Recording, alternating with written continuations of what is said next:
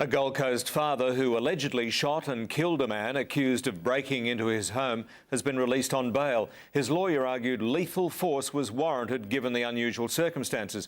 7 News reporter Josh Adset is in our Gold Coast bureau. Josh, what was said in court? Rod, the Southport magistrate was told Kane Cook was entitled to defend his home, described as his castle, with a gun because his life was in danger. It was alleged he fought with an armed man, took his firearm and shot him in the leg.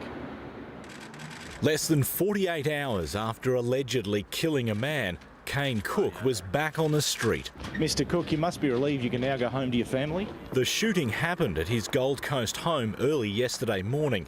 Mr. Cook's lawyer claims there were 4 masked men waiting for him inside the Gilston property.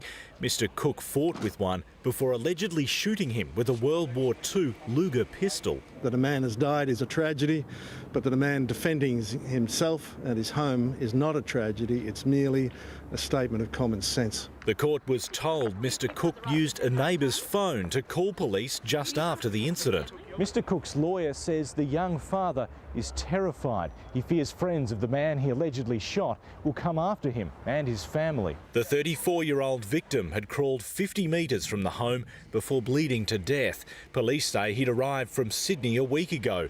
They searched the property where he'd been staying and found a mud map of the defendant's home and references to Mr. Cook's name. The deceased man has friends who have yet to be apprehended, and we are very concerned for our client's safety.